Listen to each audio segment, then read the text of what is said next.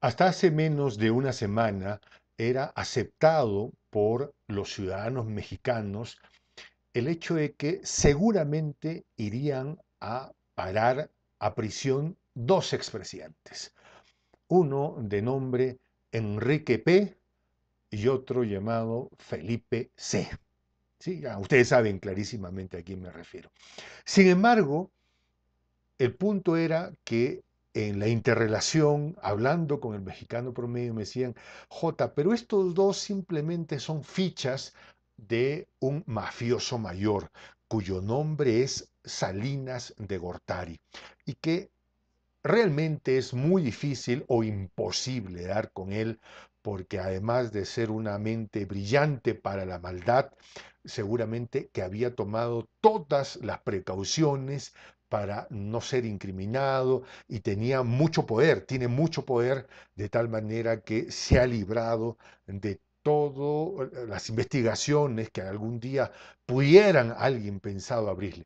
Parece que la suerte de Salinas de Gortari ha cambiado y radicalmente después de que se filtrara la denuncia de Emilio Lozoya contra expresidentes, contra exfuncionarios, pero el tema interesante acá es Salinas de Gortari, porque este es el capi de capos, este es el jefe de los jefes, considerado intocable hasta ahora, en realidad. Vamos a hablar un poco sobre Carlos Salinas de Gortari y cuál podría ser el escenario que enfrenta. Mi nombre es Juan José del Castillo, no tanto el escenario que enfrenta, sino el escenario de la denuncia. ¿Cuál es el escenario de la denuncia contra Carlos Salinas de Gortari? Mi nombre es Juan José del Castillo J. Bienvenidos a Prensa Alternativa. Suscríbete, activa la campanita y disfruta de ser parte de nuestra comunidad. Prensa Alternativa, voz de la patria grande. A ver, Carlos Salinas de Gortari puede considerarse el presidente del periodo neoliberal mexicano en el que se han llevado a cabo la mayor cantidad de privatizaciones y de entrega de los recursos naturales mexicanos a compañías privadas. Más de un mito urbano habla de la inmensa fortuna de este señor, de los grandes intereses corporativos que defiende y de los perversos actos de corrupción en los que estuvo metidos. Sin embargo, eran eso, mitos urbanos que simplemente se quedaban en eso, o sea, en nada comprobado, en nada que pudiera resarcirle económicamente al Estado mexicano, a los vulnerables de ese país, ni menos llevar a prisión a este sinvergüenza. Hasta que llegó el día. Porque en los cuentos siempre llega el día en el que los malos tienen que dar la cara. Y bueno, Lozoya se ha despachado con partecita de la historia, no ha contado todo en realidad, pero lo que ha contado es bastante sustancioso y con mucha pulpa. Ha dicho que este señor primero tiene intereses en compañías petroleras de las que hasta ahora no sabíamos, ¿sí? Compañías en las que que él tiene intereses en compañías petroleras y por tanto él actúa como un lobista, como un, sí, pues eso, ¿no? Como un gestor de intereses a favor de estas compañías y el pago, por supuesto, sería el obtener ganancias para la empresa o las empresas que representa o en las que él tiene participación. Lozoya ha hablado específicamente de un empresario de apellido, de nombre Federico Martínez Armenta. Él es director de Tradeo, ¿sí? Empresa en la que Carlos Salinas de Gortari tiene intereses. Y a partir de allí, este señor Emilio Lozoya narra una serie de eventos y hechos que señalan la manera como actuó Salinas de Gortari. Por ejemplo, buscó al papá de Lozoya, ¿sí? Que para los efectos fue el secretario de Energía de Salinas de Gortari. ¿Ya? O sea, Salinas tuvo su ministro de Energía, Salinas de Gortari, pero en los tiempos de Peña Nieto, el hijo era el director de Pemex.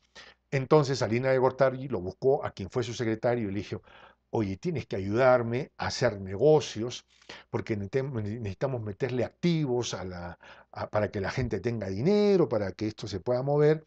Y comenzó a gestionar cosas como, por ejemplo, la construcción de un tanque para guardar crudo en Veracruz, la construcción de un puente en el Carmen, esto gracias a las gestiones que tenía Gortari, Salinas de Gortari con el padre de Lozoya.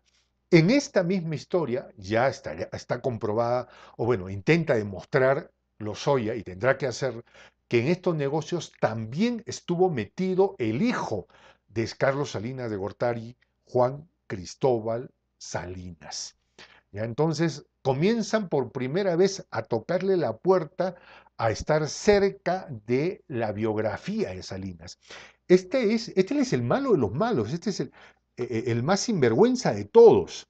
Y si es que realmente puede demostrársele algo y lo mandan para adentro, hay un término en México para aquel que se va a prisión. ¿Cuál es el término? Es que se va al bote, ¿no?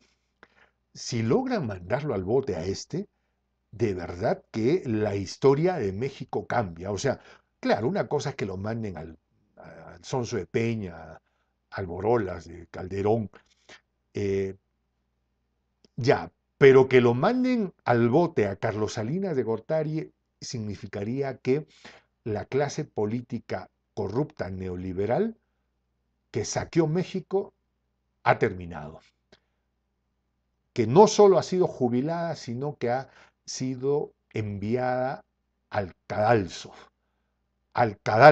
literal, porque estos estaban acostumbrados a hacer contratos con el Estado y si es que fallaban y no cumplían con los términos, o sea, tenían, como políticos eran partes de empresas, ya hay un tema de conflicto de intereses, no puede ser funcionario y a la vez empresario que cierra negocios con el Estado, pues, ¿no?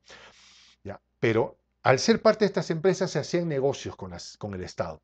Si es que ellos fallaban, hacían gestiones para que les perdonen las penalidades y en la mayor cantidad de veces siempre lo lograban.